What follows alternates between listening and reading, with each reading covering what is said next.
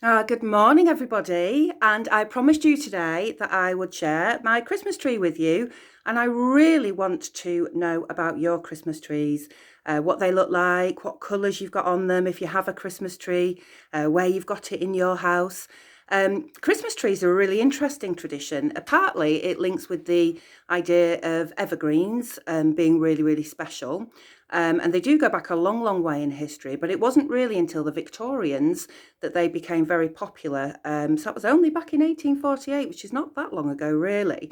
And Queen Victoria was drawn and pictured bringing a Christmas tree into her house. And it was from that point that they became really, really popular. So I'll show you mine. And I'm really hoping that perhaps you can ask your mums and dads to send photographs of your Christmas tree that we can put on our Twitter pages, because I think that will cheer everybody up. So this year we have gone, there we go, for a bit of a theme. Now, sometimes we have lots and lots of different colours on our Christmas tree, but this year we've gone for I'll just stand back a bit so you can see, a blush, like a soft pink, a white and a gold theme. And right on the top there's our gold fairy. What's on top of your Christmas tree? Have you got a fairy or have you got a star? And you can see all the different things that we've got on there. Some little birds, some butterflies, ballerina there, all sorts of different things. I've also bought some robins this year. They're going to be going outside on the front step. So do tell me what this tree is like, maybe when you see me on a morning. Now we need to go back in here so that we can finish off our Christmas story, which, remember, we started yesterday. We just got the beginning of it yesterday, and it was telling the Christmas story from the donkey's point of view, wasn't it? And if you remember the author, one of my favourites, Brian Wildsmith, we love him because he paints so beautifully in his illustrations, and we particularly love this one because it's got gold on every single page, and gold is something that really reminds me of Christmas. And then we spoke yesterday, didn't we, about the little donkey, this little donkey who is so important in the Bible stories, lots of Bible stories, and particularly important to stories that involve Jesus. There's often a donkey around in those stories. So yesterday, the mother donkey had set off carrying Mary, who was pregnant, about to have a baby, and Joseph, and they were travelling, of course, if you know the Christmas story well. Everybody on this particular Christmas, on the first Christmas, had to travel back to the town that they were born. So Mary and Joseph, even though Mary's about to have a baby, had to make the long and difficult journey all the way to Bethlehem, which is where her family came from, to register for the census. So here we are. Then the little donkey set off after the mummy donkey to try to find them. And this page I love because here we get to the golden city of Jerusalem. So not far now. I'll show you that picture again because there's something important happening in the background. Rebecca and the little donkey took the road to Jerusalem. Soon they came to a soldier standing guard at a splendid palace. "Have you seen a donkey with a man and a woman?" Rebecca asked the soldier. "Oh, yes, they pass this way," the soldier answered. "Now hurry along. There are important visitors here to see King Herod." Now let's have a look through the doors and windows on this page. So can you spot there, just in the courtyard of the palace, I can see some camels. 1, 2, 3 camels. I wonder who they belong to. Someone who's gone to see King Herod. Some people who've travelled a long way, and through this window here, I see who they are. It's the 3 kings who followed a star which was telling them that somewhere a new king had been born. But there's King Herod, and he's not very pleased at all to hear that there might be a new king being born. Rebecca and the little donkey continued on their way. In time, guess who they meet next? You've got it, it's the shepherds. They met some shepherds keeping watch over their flocks. "Have you seen a donkey with a man and a woman?" Rebecca asked them. "Oh, yes, they were going towards Bethlehem," the shepherds replied. And here are the beautiful shepherds.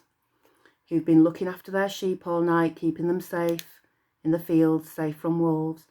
And if we have a look on this page here, oh my goodness. While shepherds watched their flocks by night, all seated on the ground, the angel of the Lord came down and glory shone around. And this picture is showing the moment when the shepherds who were so afraid heard the news that Jesus was going to be born, brought to them by a sky filled with angels. What a magical picture. Wonder if the little donkey will get there before or after the shepherds. So the little donkey and Rebecca went on, and suddenly glorious music filled the sky.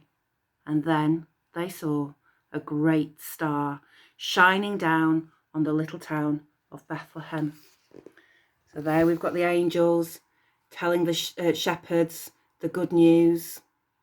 And on this page, how wonderful is this? There's the gold. There's the golden star shining right onto the town of Bethlehem. Looks like it started to snow there as well in this story. When they reached Bethlehem, they met a man standing in the doorway of an inn. Rebecca asked if he had seen Mary and Joseph and the donkey. Yes, he replied. They wanted to stay here, but there was no room at the inn. They went to the stable, and the innkeeper showed Rebecca the way. Oh, not long now. So there's the innkeeper saying, yes, they did come this way, but there was no room. But I'll take you to the stable. And there's Rebecca in the snow with the donkey. And also coming to the inn, we can see the shepherds, their shepherd's crooks there. And just in the background, just behind them, the three kings. I think this is it. I think this is the magical moment. The stable was bathed in a wonderful light that shone from the bright star above. As Rebecca and the little donkey came near, they heard the sounds of a mother donkey braying and a little baby crying. Oh, there they are, just approaching. Oh, can you see? There's the mum donkey there, look, in the stable with Mary and Joseph. I wonder if Jesus has been born. I think so, because they could hear him crying. And there's the star casting beautiful light onto the stable. And there's the other visitors on their way, the shepherds and the kings, as the snow came down.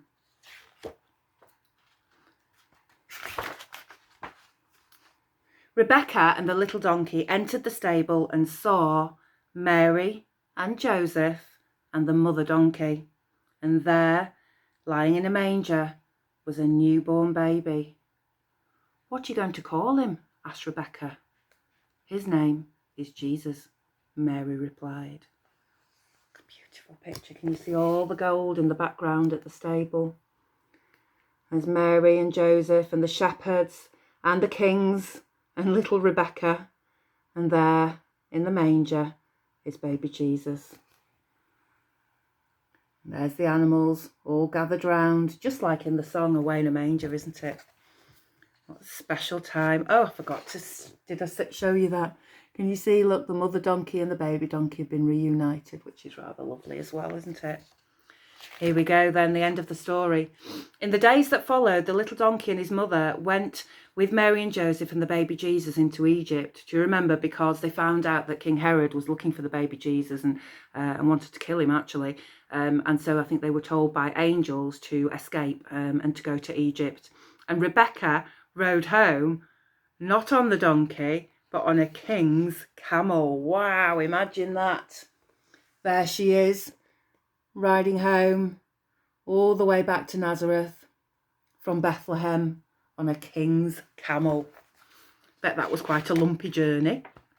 And the very last page of the book, if I can turn it. And it came to pass that Mary and Joseph returned to Nazareth, and there Jesus grew up with Rebecca as his friend. And there's the final picture. Jesus growing up. Looks like he's a toddler there, being friends with Rebecca back in Nazareth. And there's Mary. And just at the side there, you can see the mum and the young donkey together in Nazareth. What a beautiful story. It's such a special story, isn't it? And it's so important at this time of year that we remember the Christmas story. And I know I can't wait, and I bet you're looking forward to it too, that the younger children in nursery and reception are going to be doing their versions of the Christmas story, which hopefully we'll be able to share in school. So tomorrow is a really important and special day. It's Freya's Day tomorrow, and I just wanted to remind you that you can come in not your uniform tomorrow. And as we remember Freya, one of the ways that we're sort of honouring her and remembering her is by wearing things that she would have loved. So these are your choices for tomorrow. You can just come in non-uniform. You can come in bright colours because Freya loved bright colours. You can come in a princess dress if you've got a favourite princess dress that you'd like to wear. You can come with something pink or purple on because they were two of Freya's favourite colours too. And also remember to bring a coin tomorrow, because when I talked to Freya's mum and dad and brother Morgan, we all agreed that what Freya would really, really like is for us to collect money in school to use for us, for you as the children, to buy some special things, whether it's books or art materials in her name, that she really would have liked us to have. So remember to bring your coin tomorrow as well. So have a really lovely Tuesday, everybody, and I'll see you at the front door tomorrow, welcoming you all into Freya's Day, hopefully in your bright and colourful clothes. So I can't wait for that. I look forward to seeing you all. In the meantime, have a lovely Tuesday. Bye for now. Bye.